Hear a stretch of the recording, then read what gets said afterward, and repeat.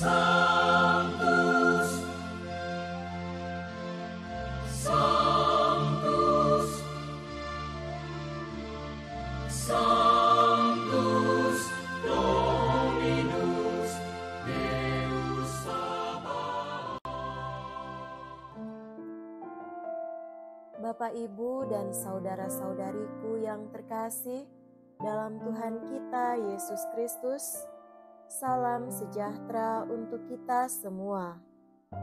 Berkat Allah yang Maha Kuasa senantiasa menyertai kita. Marilah kita mendengarkan dan merenungkan bacaan-bacaan kitab suci hari Jumat tanggal 18 Juli tahun 2025. Dalam nama Bapa dan Putra dan Roh Kudus. Amin. Bacaan pertama dari kitab Keluaran bab 11 ayat 10 sampai bab 12 ayat 14. Musa dan Harun telah melakukan segala mujizat di depan Firaun. Tetapi Tuhan mengeraskan hati Firaun sehingga ia tidak membiarkan orang Israel pergi dari negeri Mesir. Maka bersabdalah Tuhan kepada Musa dan Harun di tanah Mesir, bulan ini akan menjadi permulaan segala bulan bagimu, bulan yang pertama bagimu tiap-tiap tahun. Katakanlah kepada segenap jemaat Israel, pada tanggal 10 bulan ini, hendaklah diambil seekor anak domba oleh masing-masing menurut kaum keluarga, seekor untuk tiap-tiap rumah tangga. Tetapi, jika rumah tangga itu terlalu kecil jumlahnya untuk menghabiskan seekor anak domba, maka hendaklah ia bersama dengan tetangga yang terdekat mengambil seekor menurut jumlah jiwa.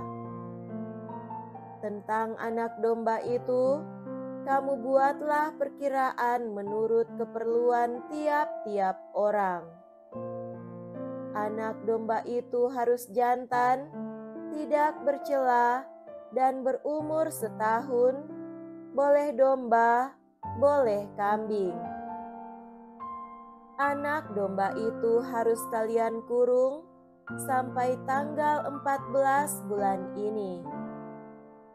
Lalu seluruh jemaah Israel yang berkumpul harus menyembelihnya pada senja hari.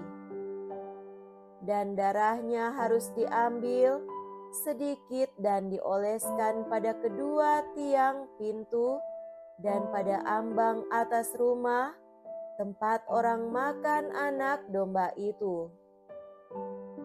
Pada malam itu juga mereka harus makan dagingnya yang dipanggang. Daging panggang itu harus mereka makan dengan roti tak beragi dan sayuran pahit. Janganlah kalian memakannya mentah atau direbus dalam air, tetapi hanya dipanggang di api, lengkap dengan kepala, betis dan isi perutnya. Janganlah kalian tinggalkan apa-apa dari daging itu sampai pagi. Apa yang tinggal sampai pagi harus dibakar habis dalam api. Beginilah kalian memakannya: pinggang berikat, kaki berkasut, dan tongkat ada di tanganmu. Hendaknya kalian memakannya cepat-cepat. Itulah Paskah bagi Tuhan. Sebab pada malam ini aku akan menjelajahi negeri Mesir, membunuh semua anak sulung, baik anak sulung manusia maupun anak sulung hewan, dan semua dewata Mesir akan kujatuhi hukuman. Akulah Tuhan. Adapun darah domba tersebut menjadi tanda bagimu pada rumah-rumah tempat kalian tinggal. Apabila aku melihat darah itu, aku akan melewati kalian. Jadi, tidak akan ada tulah kemusnahan di tengah kalian pada saat aku menghukum negeri Mesir. Hari itu harus menjadi hari peringatan bagimu dan harus kamu rayakan sebagai hari raya bagi Tuhan turun-temurun. Hari itu harus kalian rayakan sebagai suatu ketetapan untuk selama-lamanya. Demikianlah sabda Tuhan. Syukur kepada Allah.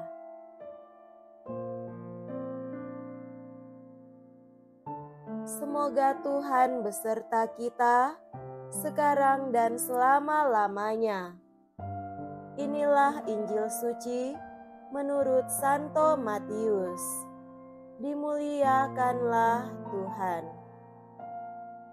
Injil Matius bab 12 ayat 1 sampai 8. Pada suatu hari Sabat, Yesus dan murid-muridnya berjalan di ladang gandum. Karena lapar, murid-muridnya memetik bulir gandum dan memakannya.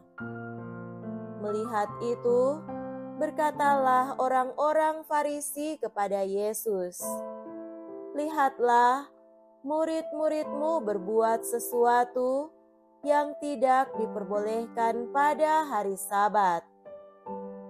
Tetapi Yesus menjawab, "Tidakkah kalian baca apa yang dilakukan Daud ketika ia dan para pengikutnya lapar?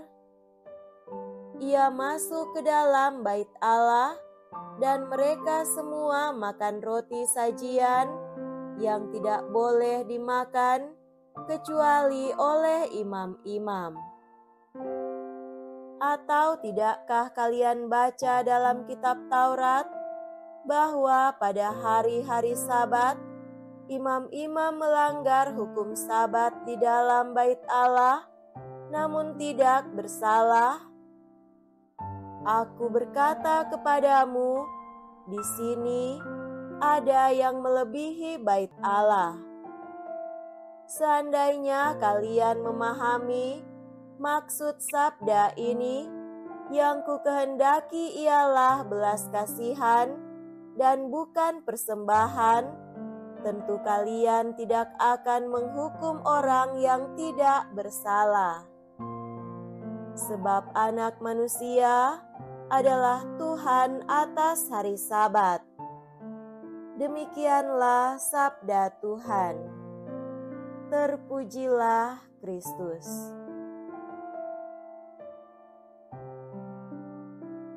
Saudara-saudariku yang terkasih dalam Tuhan kita Yesus Kristus, tema renungan kita pada hari ini adalah kearifan yang mulai hilang. Di beberapa kebudayaan, ada suatu kearifan yang sungguh terpuji, khususnya terhadap mereka yang hendak atau yang mengadakan perjalanan atau melancong. Kearifan itu ialah bila dalam perjalanan itu mereka kehabisan makanan sehingga lapar atau haus, maka mereka diperkenankan memetik buah atau mengambil makanan yang dibutuhkannya, meskipun itu bukan miliknya. Secara sepintas, tampaknya tindakan itu suatu pelanggaran karena ia mengambil apa yang bukan miliknya. Namun, kalau diamati lebih dalam lagi, yang terjadi itu bukan pelanggaran, tetapi ia mengambil haknya yang ada pada milik orang lain dalam situasi kritis. Keberlangsungan perjalanannya bahkan lebih dari itu. Keberlanjutan hidupnya menuntut hal itu harus dilakukannya. Itulah kekhususan, suatu keistimewaan yang dimiliki oleh para pejalan atau pelancong. Bahkan kepada mereka harus diberi bekal dan kemudahan. Kearifan itu ada juga dalam Keyahudian, dan itu dialami sendiri oleh murid-murid Yesus.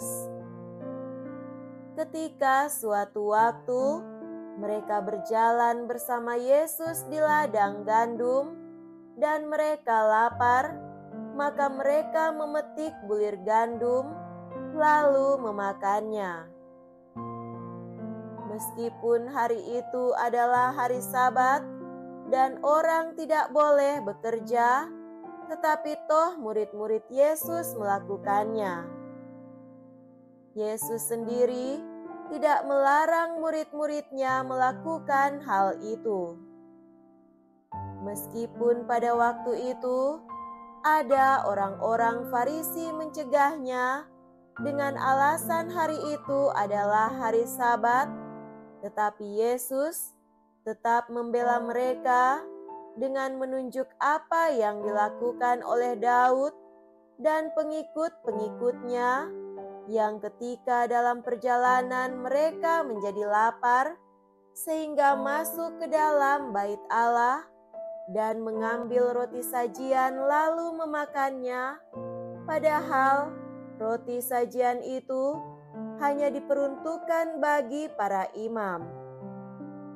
Atau apa yang dilakukan oleh para imam pada hari Sabat dalam bait Allah, tetapi tidak dianggap sebagai suatu kesalahan. Dan terlepas dari tindakan itu, suatu tindakan kearifan budaya semata sesungguhnya didasarkan pada tindakan itu adalah bagian dari kebijaksanaan ilahi yang luhur dan mulia dalam menjaga dan memelihara umatnya.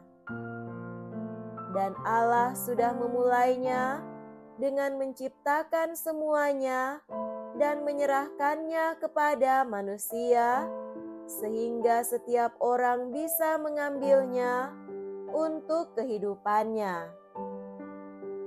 Saudara-saudariku terkasih, apa yang sejatinya merupakan kearifan ini tampaknya mulai hilang perlahan karena orang mulai mengukur segala sesuatu dengan pertimbangan untung rugi. Akibatnya ialah para pejalan atau pelancong tidak sedikit mengalami kesulitan, hambatan, atau dipersulit dalam urusan-urusan dalam perjalanannya. Seharusnya mereka dipermudah dalam urusan-urusan, tetapi kenyataan sering berkata lain. Semoga demikian. Amin. Dalam nama Bapa dan Putra dan Roh Kudus. Amin.